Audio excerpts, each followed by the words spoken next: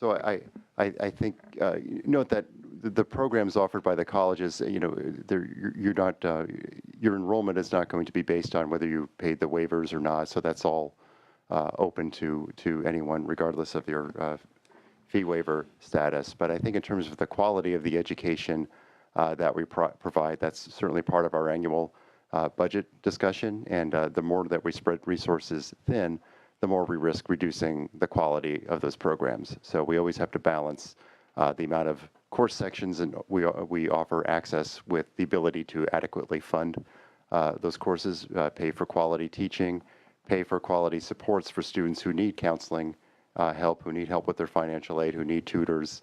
We have to make sure that not only are we funding a seat, but that seat is well supported to ensure the student's success.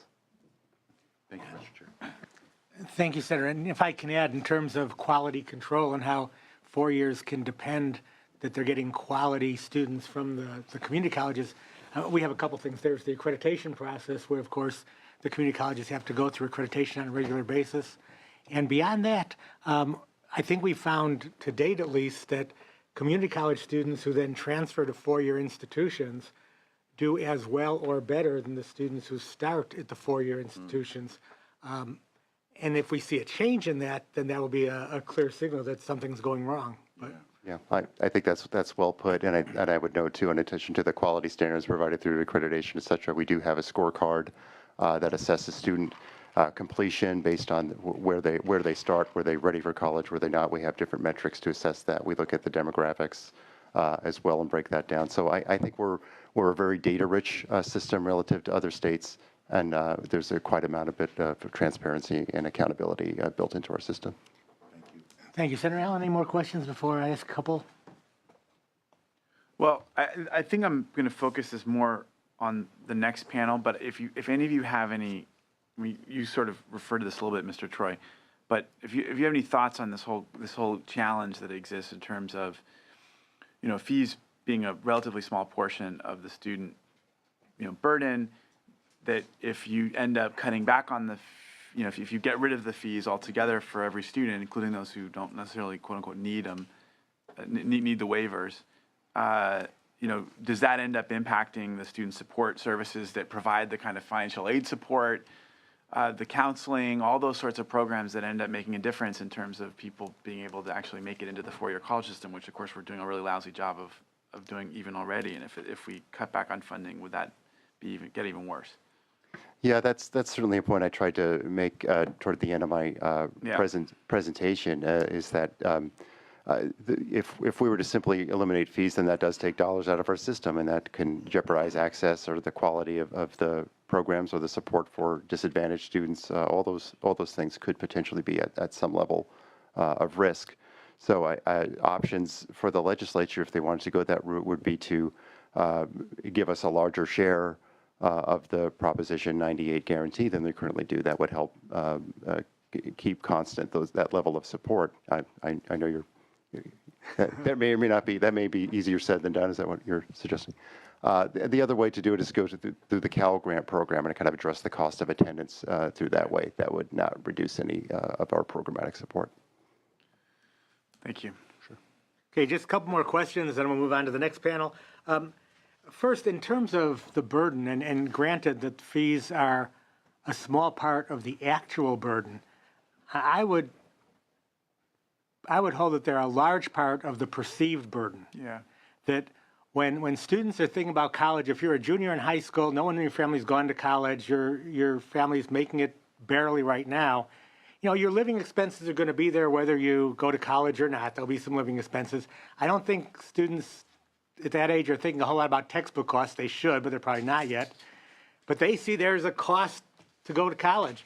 And if we can put on buses, if we can put on park benches, free tuition, I think that really alleviates a lot of the perceived burden and a lot of what keeps students whose families haven't attended college, underrepresented students, from going. And that would be to benefit all of us. The question then is, how do we make up that funding? And my first question is the money, you've already suggested we need more money for Cal Grant B or Cal Grant C. Now, where would that money come from? And would that money be able to be used if we went to the tuition-free model? Maybe this is a question particularly for Ms. Missler. So in terms of the cost for community college students, the access portion, which is the living allowance that's provided of the 1656, isn't really enough even to cover, I mean, that's an annual award, isn't even enough to cover some of the books and additional expenses. You have transportation, many students have a car or have to use the bus to get to school. So you're looking at $800 a semester for the Cal Grant B Access portion of the award. If the student is receiving a BOG fee waiver, so they don't have to worry about the fees because it's been covered. But the increase, if as we're looking at the total cost of attendance at a community college, I mean, you're looking at a Cal Grant A that pays that up to $12,192 at a UC that covers the tuition and fees, and that's not all of the tuition and fee coverage. At a CSU, the $5,472. So you take that in proportion of what the cost is for a community college. We're looking at increasing it with the college tax access credit with the full-time student success. But again, and I don't know what the portion of the students that can't attend full-time because of the cost, because they're working. But I think we've seen several bills to increase the access award, I think up to $5,000. But will that be enough to cover? I mean, you're looking at the cost, and the cost, that may only be Well, half. the question is really, where would that money come from? Are we talking out of the general fund? The general fund. Or repurposing money that goes to UC and CSU now? It would be from the general fund. And did you have a sense, the community college suggested increase the number and value of Cal Grant B awards and adjust Cal Grant C awards. You talked, I think, Mr. Troy, about up to maybe $1,500, which I know is just a figure to throw out there. But I'm trying to see whether we go, there seems to be about a $400 million plus loss if we do away with tuition and fees. That's what the revenue is right now from fees. How much would it cost to go this other route and increase Cal Grants? And is that in the same neighborhood, or? I'm not sure if it's in the same neighborhood or not. I think we'd have to do those calculations too. I mean, obviously, from our standpoint, we appreciate that there are budget pressures on the general fund very much, and that's the legislature has to grapple with that issue going forward.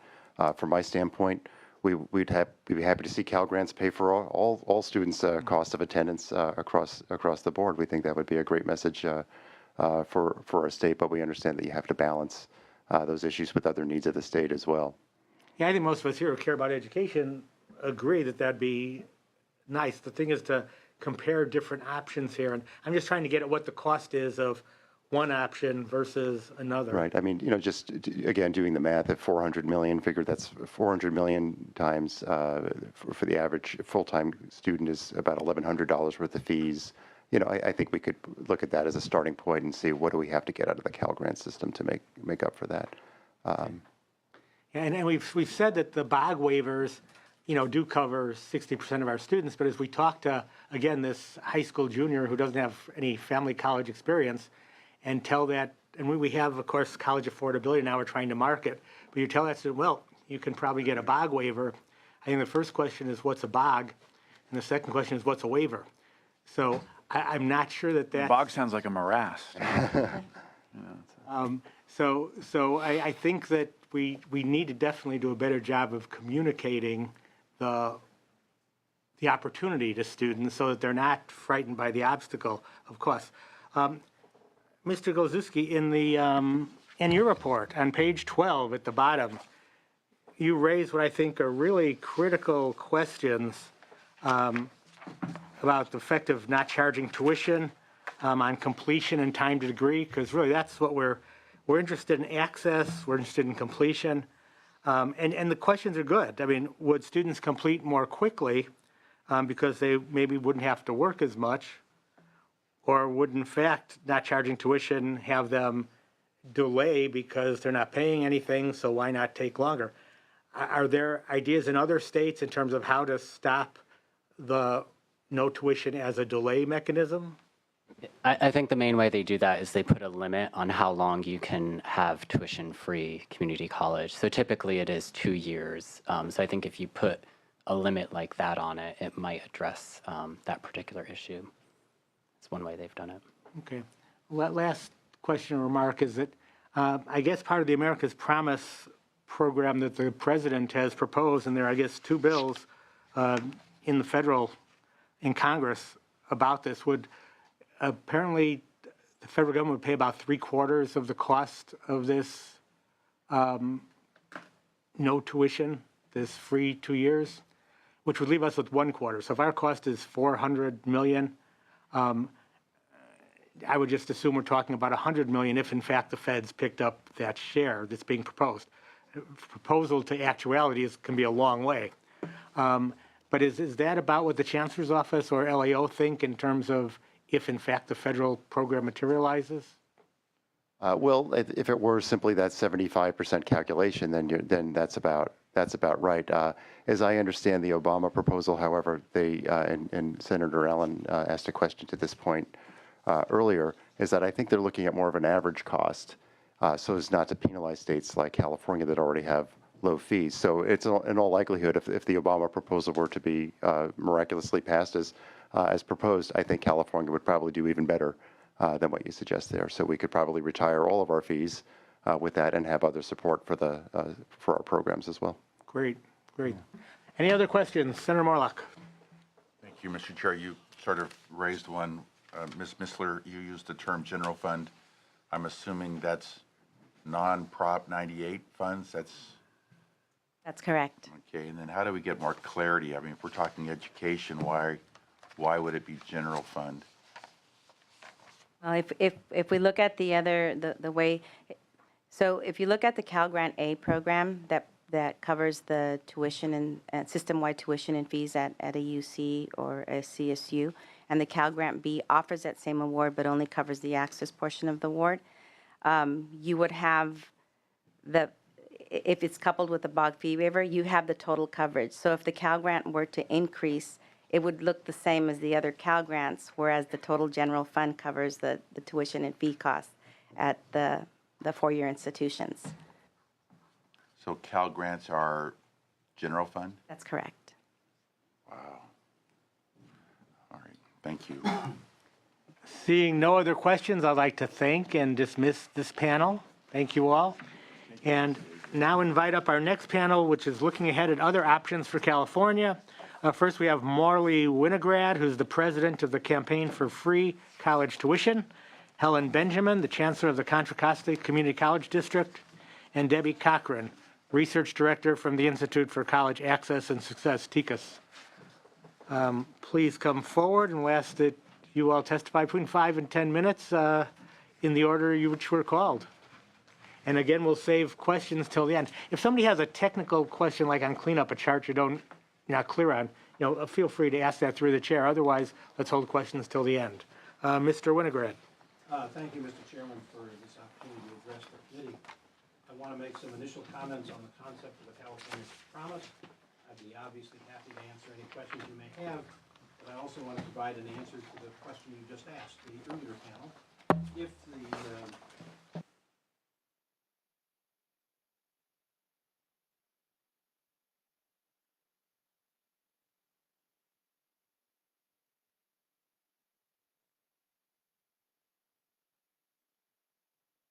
because the current bill's calculation is based on the national average of community college tuition. And because California has the lowest community college costs in the country, you would get that money anyway and have it available, according to the Undersecretary for Education, Ted Mitchell, who I work with in drafting the program, the opportunity to spend it on needed infrastructure and impact on community colleges of such a increased support. So I just wanted to make sure everybody understood that. I am the president of the Campaign for Free College Tuition. As indicated, we are a broad intergenerational coalition in support of increasing individual opportunity and building a stronger economy through making public colleges tuition free. We think that's a goal that's supported by people of all political persuasions, and I want to emphasize to this committee that we're proud to have both major parties represented in the leadership of our nonprofit. To talk about the perception issue of cost that the chairman raised, a 2013 National Gallup poll found that 72% of Americans thought having a post-secondary degree was very important. Only 25% believed it was only somewhat important. However, when it came to the cost of acquiring such a credential, 74% of Americans believe that higher education is not affordable for everyone who needs it. And therefore, as the chairman indicated, many low-income children grow up seeing higher education beyond their financial possibilities, unaware of the very generous aid that this state provides and that is available to them, and members of the legislature, including this committee, are to be commended for being representatives in a state as generous as California is, despite all the challenges we face. The problem is that the ever-growing sticker price on college tuition is enough to keep many families from even considering going to college. When you take the issue of paying for college off the table, the pent-up demand from students and their parents becomes quite clear.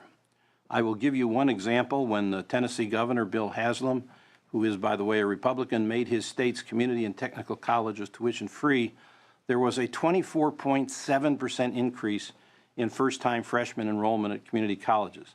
The Legislative Analyst's Office report indicates that the increase was 23%, but that's an average between the 24.7% increase in community colleges and the 20% increase in technical colleges. I would add, and I think it's very important to understand the impact, as you heard from the previous panel, on communication and information, that of the 24.7% increase in freshman enrollment, only 14 points of that 24.7 points, if you can handle my arithmetic, and I'm sure, Senator, as an accountant, you can figure out what I'm saying, came from Tennessee Promise scholars who got into the community colleges free and were aware of it. All the rest of the increase in Tennessee came from people who returned to community college because the whole state was talking about the importance of going to college in order to get a good job in the future. They came without any increased cost, other than obviously the challenge of providing them resources, back into the system. And so I think that's a great signal of just how important putting free on buses, as you suggested, might be for the state of California. Now, we only have expectations out of Oregon, and you have the legislative analysts' report on what they expect, which would be about a 25% increase in new high school graduates, and we'll see how that works out. Now, there are defenders of the current financial model. They exist all over the political spectrum, and they argue with a good deal of sincerity that targeting resources to low-income students is the most efficient and most progressive way to distribute what is often called the very limited resources that exist in higher education. These proponents argue against free public higher education because they think it will distribute these limited resources to people who don't need help and would take away from those that need it most. However, that's not been the experience of states and communities which have introduced Promise programs.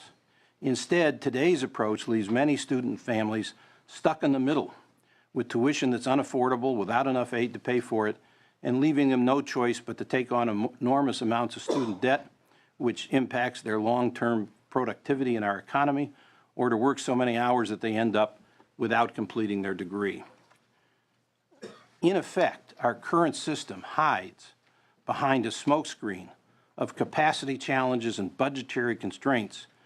It hides from the public the true extent to which California is still failing to address the needs of California's families and our future workforce for a higher education degree that will enable them to be economically successful. Furthermore, the complexity and the obscurity of the current system, some people have already commented on BOG waiver as not being the way to start a conversation with a junior in high school.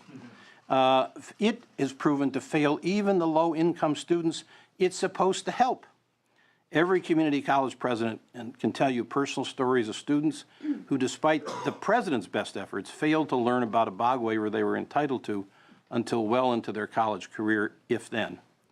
And one study found that in 2014, 91,980 Californians who were Pell Grant eligible, never mind BOG waivers, failed to fill out the federal student aid form, leaving over $37 million on the table that the federal government could otherwise have contributed to help pay for the cost of attending California's colleges. By contrast, the single biggest gain in FAFSA applications of any state last year was achieved by Tennessee when they put in place their free community college approach and made getting a promised scholarship conditional on a senior filling out that form. Now, let me also talk about another example of why we need to change the fundamental structure of California's tuition and higher education financing system, particularly when it comes to community colleges. This idea of promises all began in Kalamazoo, Michigan, a town of about 75,000 people. It started 10 years ago by a very large philanthropic gift from donors who remain anonymous. But here's what their universal free system of higher education has produced by way of the kinds of metrics that the Senate and this committee has already talked about. First of all, understand that it pays tuition for all of the Kalamazoo Public School graduates at the state's public colleges and universities, plus a handful of private schools who have signed up for the program. Whether you get 100%, of course, depends upon how long you attend the public schools. The Upjohn Institute in the city of Kalamazoo was designated from the beginning by the donors to keep an active and complete record of the impact that the promise would cause in the students and their families, in fact, in the schools and the entire community's economic development. And what their study shows is that the promise is much more important than the money that's involved. To quote from their report just briefly, 6 years after high school graduation, the promise increased the percentage of students earning any post-secondary credential by 12 percentage points, from a pre-promise baseline of 36 to one of 48%. Tellingly, the statistically significant gains in that number came solely from minority and female students, even though it's a universal program. I have submitted written testimony to the committee that has details and charts on the results of the California Promise that I commend to your study. Here's why we think, a few reasons why we think we ought to introduce free community college or return to the roots of California's historic leadership by doing so. A Promise program makes a family's finances irrelevant to their children's ability to attend college. Many of the programs that are now in place across the country require students to make certain promises regarding attendance, grade point average, other reasonable goals so that they can earn as a student their way to a free college tuition. Most Promise programs, and there are over 50 across the U.S. today, focus on covering tuition for community colleges and technical schools, but there are some that offer four-year tuition as well. With California's new emphasis on an effective and efficient transfer program, which the legislature has already wisely adopted, even four-year students who start at community colleges would see their tuition bills cut in half if you were to enact such a program. It is a real game changer. Promise programs show, albeit somewhat late, a recognition that 14 years of education, not 12, should be the minimum education in a 21st century economy. Just as educational reformers increased free universal education from 8 to 12 years in the Industrial Revolution in the 20th century, in this century, in our current economy, we need to make the expectation and provide the opportunity for every child to get 14 years of education. I would underline to this budget committee that this would not be a large ticket budget item. Between state subsidies, which we've already talked about, Board of Governor waivers, and the federal recent rise in Maximum Pell Grant awards agreed to on a bipartisan basis in the latest budget deal, there's lots of money that is already being spent, and you've talked about it and you've seen the numbers for it. If you adopted the last dollar approach to Tennessee, even though the number you have in front of you and maybe in your head is $400 million, that $400 million in tuition revenue represents both full-time and part-time, both immediate after high school and later enrollees. Promise programs are focused on making sure high school graduates start their college career within a year of graduation, which the data suggests is a key to completion. So we estimate the cost would be no more than $300 million, less, I would point out, than this year's incremental increase in community college funding that was proposed by the governor in this year's budget. And even if California were to implement a middle dollar approach similar to Oregon's and more progressive in its impact than last dollar scholarship programs, I believe the program would be well within the budgetary capacity of the state if the legislature had the willingness to set this as its priority. Finally, Promise programs have proven to be the single most effective education reform initiative that any community or state can undertake to improve both high school and college performance for their students. We will know with greater certainty soon when the study is completed by the California Department of Education about the impact of the state's already existing voluntary Save Me a Spot pledge, which over 120 school districts have already adopted. But you will see when that study is complete, based upon what we've already seen in person, and in fact in the write-ups that the Long Beach Miracle, as it was called in the recent Atlantic magazine, their results in making that a part of their Promise program, you'll see the impact that these kind of programs have right here in this state. They have resulted in increased high school grade point average, fewer attendance and disciplinary problems, all at the same time as they improve college enrollment and completion rates. In sum, this state has always tried to use government resources to provide sufficient funds to those willing and able to acquire the skills and knowledge they need, acting under the philosophy that public support of higher education is an economic driver for the Golden State. And that is why we currently enjoy such maximum or leading edge, especially for major states, as the data showed you, support for higher education. But given the data from Kalamazoo, Tennessee, and other Promise programs, when going to college isn't about income and where you come from, we just don't change how people behave, we change how they think. We change their attitudes. We change the culture of a community, of families, of schools, and of the students. It is the single most important thing we can do from a public policy perspective to improve our state's economic future and the individual lives of Californians. It's the best thing to do because it is the only thing that has shown improvements in performance not only at the college level but in K-12. Therefore, I urge this committee to enact a California promise to make community colleges tuition-free. Thank you.